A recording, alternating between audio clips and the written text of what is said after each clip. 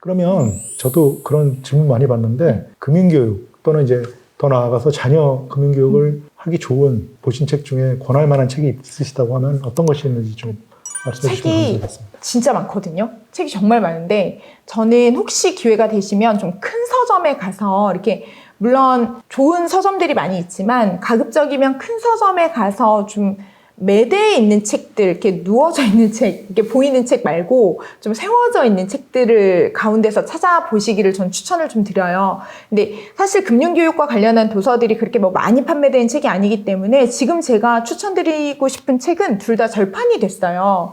그래서 저는 그게 되게 좀 안타깝긴 한데 하나는 아빠은행이라는 책이고요. 하나는 자동으로 부자되기라는 책이거든요. 근데 아빠은행은 이분이 기자이시더라고요. 그러니까 이제 저널리스트인데 아이가 셋이에요. 그래서 이 아이들이 태어나면서부터 이분은 고민을 한 거예요. 우리 아이에게 돈에 대해서 어떤 가치관을 심어주고 어떤 습관을 들이고 이런 것들을 고민을 해서 아빠은행을 정말 연 거예요. 그리고 생각보다 찾아보면 우리나라의 아빠은행을 읽고 저처럼 이렇게 그걸 읽고 너무 감동을 받아서 실제로 그걸 운영하는 분들이 꽤 많거든요. 그 사례들이 이제 SNS에 꽤 많이 올라와 있는데 뭐 그런 걸 참고하셔도 좋을 것 같아요.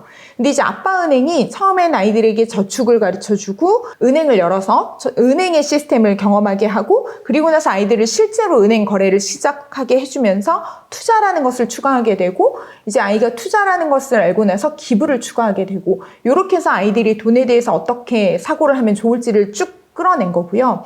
자동으로 부자되기라고 하는 책은 사실 굉장히 얇고 좀 심플한 책인데 월급이 들어왔을 때 나에게 소득이 들어왔을 때 내가 경로를 어떻게 설정해 놓느냐에 따라서 내 나중에 부의 형성이 좀 달라질 수 있잖아요. 그걸 설명해 준 책인데 전 이게 크게 도움이 되었던 게 아이에게 이러한 습관을 들이는 과정에서 시스템을 하나를 설정을 해놓으면 아이는 당연히 그것을 배워서 그렇게 실천을 할 것 같더라고요. 그래서 지금도 이렇게 여러 개의 국가로 나눠 놓는 것 그리고 다시 ETF 같은 것들을 이제 아주 좀 비용이 크게 이렇게 들어오면 아이가 좀 뭔가 이렇게 돈을 좀 큰 돈을 얻는 경우가 있으면 요번에 그러면 혹시 관심 있는 거 있으면 알려줄래? 그럼 그거를 한번 찾아보자 이런 식으로 얘기할 수 있는 계기로 삼기도 하거든요. 그래서 이 두 책이 제가 저희 아이 교육에 가장 큰 도움을 받았고요. 근데 이것만 본 건 아니고 사실 육아서 관련해서도 굉장히 좀 많이 봤고요. 최근에 진아연 교수님 본질 요가도 열심히 읽었거든요. 그래서 이제 그런 아이를 이해하기 위한 책들도 많이 읽었고 이제 금융 관련한 책들도 좀 봤는데 제가 이제 그 저희 아이 교육을 어떻게 할지를 결정했던 것들은 이 두 책이 좀 큰 도움이 되었습니다.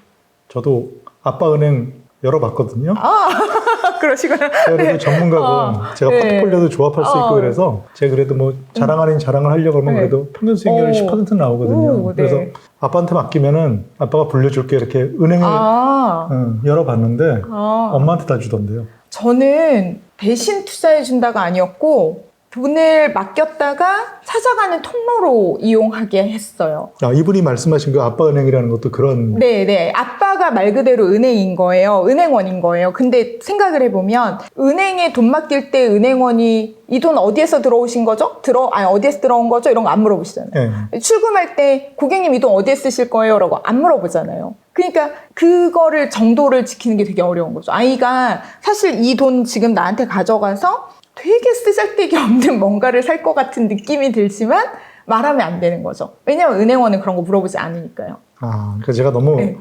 집착을 했네요. 이게 너무 많은 걸 알고 계신 분이셔서 이제 너무 이제 현업에 계시니까 이제 그런 부분이 있을 거라고 생각이 드는데 남이어야 해요. 교육을 할 때는 상대가 내 자녀라는 인식이 있지만 언젠가는 독립시킬 아이잖아요. 그러면 적당한 거리를 두고 물어보지 않아야 하는데 이게 엄청 어렵더라고요. 사실 어려웠어요. 그 아이들 가르치는 게 어려운 게 너무 사랑하기 때문에 네네. 네, 뭔가 해주고 싶고 네. 그러다 보니까 이제 지금 말씀하신 네. 그 규칙에서 벗어나서 그런 것 같은데요. 자녀한테 투자 교육이 필요한 정말 절대적인 이유, 황 팀장님께서는 거기에 대해서 이제 소신을 가지고 계실 것 같은데 그게 뭘까요? 아이들의 교육이 필요한 이유. 너무너무 사랑하시잖아요. 그래서 다 해주고 싶지만 사실 이 아이 독립해야 되잖아요. 그러니까 저는 왜 트러스톤 TV에서 보면 어떤 한 아이의 자립이 세 가지가 있다라고 말씀을 하시는데 하나가 의식적 자립, 그 다음에 행동적 자립, 그리고 경제적 자립 말씀하시더라고요. 그래서 저는 그 경제적 자립의 수단이 투자 교육이라고 생각을 하거든요. 그러니까 왜 저희가 지금은 꼭 체크리스트 식으로 너 지금 숙제했어? 너 뭐 했니? 너 뭐 해야지? 뭐 이렇게는 할 수 있어요. 그런데 이 아이를 5년 후에 10년 후에도 제가 그렇게 하고 있을 수는 없는 거잖아요. 스스로 그걸 결정하게 하고 스스로 시간을 쓰고 스스로 돈을 관리해야 하는데 부모가 쫓아다니면서 해줄 수 있는 게 아니면 차라리 실수를 해도 되는 지금 조금 작은 규모에서부터 실수를 최대한 많이 유도하는 것도 저는 방법이라고 생각하거든요. 그게 실수나 실패가 반복이 된다고 해서 아이가 좌절하는 건 아니기 때문에 오히려 그거에서 어떻게 더 나아가지? 어떻게 내가 더 좋은 결과를 얻지? 라는 걸 경험하게 해주는 것이 저는 투자 교육의 방법이라고 생각을 하고 있어요. 그러니까 경제적 자립을 하게 되면 지금 얘기한 것처럼 뭐 다른 자립도 마찬가지지만 실패를 겪지 않고는 네. 자립을 할 수 없는데 굉장히 중요한 포인트라는 네. 말씀하신 거잖아요. 이 경제적 자립이라 그러셨는데 부모가 먼저 경제적 자립을 해야 될 것 같아요. 그럼요. 그다음에 부모가 네. 투자에 대해서 깊이 이해하는 게 중요할 거라는 생각이 그럼요. 들거든요. 왜냐하면 네. 부모가 이제 가정 내에서는 경제 교육의 선생님이 되는 거니까. 근데 돈이 늘어나는 거에 대한 기쁨을 느끼게 하는 게 굉장히 중요한 포인트라는 말씀을 제가 아까도 드렸는데, 그럼 먼저 이게 내 돈이어야 된다 이런 생각이 있어야 되는데, 그게 이제 아까 말씀하신 그런 매칭 방식. 제가 쓰는 게 이제 매칭 방식인 거고, 사실 용돈을 좀 활용하시는 것도 방법이에요. 그러니까 어떤 부모님은 이렇게 수기를 보니까 아이에게 용돈을 초등학생인데 10만 원 정도 주시더라고요. 그러니까 이게 10만 원이라고 하면 초등학생이 되게 많은데? 라고 생각하실 수도 있는데, 이 부모님이 이 아이가 자유롭게 쓸 수 있는 정말 말 그대로 용돈은 5만 원이고요. 이 아이가 5만 원은 저축을 해야 하더라고요. 그러니까 저축을 하는데 부모님이 지정한 계좌에 아이가 넣게 하는 거예요. 그러니까 그럴 수 있어요. 부모님이 5만 원은 아이에게 주고 5만 원 아이 계좌로 이체를 하면 더 간단하죠. 사실 간단하죠. 그런데 아이가 나에게 들어온 돈에서 5만 원을 저축하는 것을 12달 그렇게 해서 3년 4년 연습을 하면 나에게 소득이 들어오면 나 50%는 저축해 라는 거를 아이가 깨닫게 되는 거예요. 그리고 5만 원씩 모은 돈이 60만 원이 되어 있는 모습을 보면 5만 원으로 할 수 있는 건 요만큼이지만 내가 60만 원으로 살 수 있는 건 이만큼이거나 내가 할 수 있는 건 이만큼이야 라는 걸 아이가 생각하게 되잖아요. 그럼 60만 원이 아니라 120만 원, 그 다음 다시 이게 늘어나서 600만 원이 되는 거를 경험하게 하실 목적이시더라고요. 이게 이런 경험이 저는 진짜 중요하다고 보는 거죠. 근데 아무리 자기 돈이라고는 하지만 용돈이라고 하는 거는 자기의 노동력이 투입되지 않은 그냥 순수하게 받는 돈이잖아요. 그래서 약간의 이런 노동, 내 고생한 대가를 받는 이런 돈이 좀 섞여 있으면 굉장히 좋겠다는 생각이 드는데 어떠세요? 이게 부모님마다 생각이 다 다르시고 사실 굉장히 좀 조심스러운 부분이어가지고 제가 뭐 이렇게 뭐가 정답입니다라고 말씀을 드리긴 어려운데 이렇게 한 번만 생각해 봐 주세요.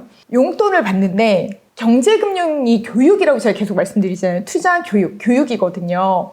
교육을 하고 싶으시잖아요. 그런데 교육을 받는 대상자인 아이들 입장에서 한 번만 생각해 봐 주세요. 아이가 용돈 안 받는다고 해서 생활이 어려울까요? 아니죠. 요즘 아이들 전혀 어려움 없어요. 왜냐하면 집에 간식 넘치죠. 이게 부족한 것도 아니에요. 넘쳐요. 먹고 싶은 거 다 해결할 수 있어요. 오히려 용돈을 받아가지고 내가 어떤 음식을 사 먹는 것보다 부모님과 몇 마디의 대화를 통해서 음식을 얻어내는 게 훨씬 쉽고요. 그리고 학교에서 준비물 다 웬만큼 제공이 되고 있기 때문에 준비물을 사야 되는 것도 없어요. 그럼 아이가 필요한 게 뭐냐면 부모님이나 친구들의 생일 선물 정도밖에 없는 거예요. 그러니까 아이들이 돈을 쓸 연습을 할 수 있는 기회가 예전에 비해서 오히려 줄었거든요. 그런데 그런 아이한테 용돈을 심지어 집안일을 도와야 준다? 라고 하면 아이는 깔끔하게 다 포기할 확률이 높아요. 아예 일을 안 하고 안 받겠다. 네, 일을 안 하고 안 받고, 왜냐하면 그 집안일을 할 시간에 이제 아이마다 좀 다르겠지만 게임을 좋아하는 아이는 게임을 해야 되고 친구를 만나는 걸 좋아하는 아이는 친구를 만나야 되는데 지금 나한테 집안일을 하고 돈을 벌어서 그냥 안 쓰는 거죠. 안 쓰면 되는 건데 라고 생각을 하는 친구들이 많을 거라고 저는 생각을 해요. 이게 아이마다 모두 다르겠지만. 그래서 사실 용돈 주실 때에는 저는 용돈은 그냥 깔끔하게 용돈이어야 된다고 생각을 하고요. 그런데 용돈이 부족한 달들이 있을 거예요. 이제 말씀드린 것처럼 부모님의 생신 선물을 좀 사야 된다거나 뭐 할아버지 할머니 선물을 사고 싶다거나 이럴 때는 부족할 수 있잖아요. 그러면 아이가 그 부족한 걸 벌 수 있는 기회를 제공해 주시는 게 중요한데 이제 자꾸 제 친구 사례는 빨래를 개면 얼마 욕실 청소하면 얼마. 이게 구두 닦으면 얼마. 이게 리스트가 있어요, 집에. 그러니까 이제 아이들이 돈이 필요하면 하죠. 근데 돈이 안 필요하면 안 하거든요. 그렇게 되면 어떤 일이 생기냐면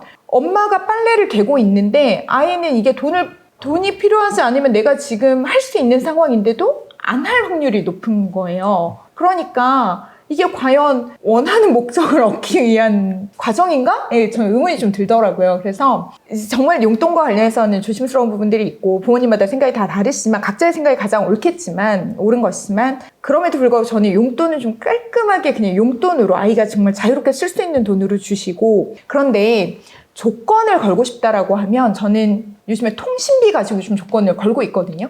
통신비를 활용해서 좀 뭔가를 하시는 건 추천드리고 싶어요.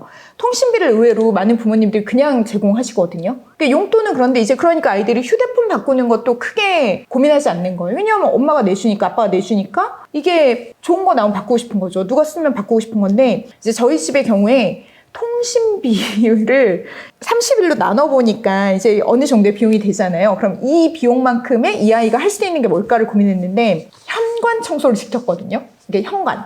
이게 사람이 누구든 들어오면 그 문소리가 나면 반사적으로 나와서 고민하지 말고 잠을 자고 있는 순간이 아니면 그냥 정말 반사적으로 나와서 다녀오셨어요 인사하고 그 신발을 정리해라가 통신비의 조건이었어요. 근데 이게 어그러지면 이거를 몇 번 이상 하지 않으면 통신 그 요금제를 변경을 시켜버리거나 이제 통신 요금을 정지를 시켜버리거나 이거를 반복을 좀 했거든요. 그랬더니 아이가 문소리가 들리면 나와요. 그리고 인사를 해요. 근데 그게 별거 아닌 거라고 생각을 처음엔 했는데 뭘 맡길 만한 게 없어서 이제 그런 고민을 했는데 사람이 들어오면 인사를 하니까 좋더라고요. 그리고 아이가 그게 어느 순간 좀 습관이 되는 과정이 있으니까 또 좋더라고요. 그러니까 이런 거는 좀 도움이 되실지 모르겠지만 여튼 그런 방법도 좀 쓰고 있습니다. 그러니까 통신비에는 애들이 목숨을 거는군요. 중요하잖아요. 지금 중요하죠. 아이들에게는 휴대폰이 그 스마트폰이 또 10대는 모르겠지만 근데 이게 또 남자아이들은요. 이게 남녀의 성향이 조금 있던데 이 남자아이들 중에 일부는 게임 좋아하면 사실 휴대폰은 부모님 쓰시던 공폰 써도 문제 없고요. 심지어 없어도 괜찮아요. 근데 게임을 하는 PC가 중요하더라고요. 그러니까 그 아이는 또 PC를 가지고 뭔가를 좋은 마우스, 좋은 뭐 이렇게 뭔가를 가지고 얘기를 해보실 수는 있죠. 제가 그 돈을 좋아하게 된 계기를 네. 생각해 보니까 네. 투자에 눈을 뜬 계기를 네. 생각해 보니까 데이트할 때 돈도 필요하고 애들 키우다 보니까 네. 애들 키우는데 양육비도 네. 들어가고 그러면서 이제 돈이 필요하구나. 수익률이 좀 나야지 네. 사람이 좀 풍족하게 살 수 있구나 이런 걸 느끼면서 눈을 떴기 때문에 그런 질문을 제가 드려봤고요. 네.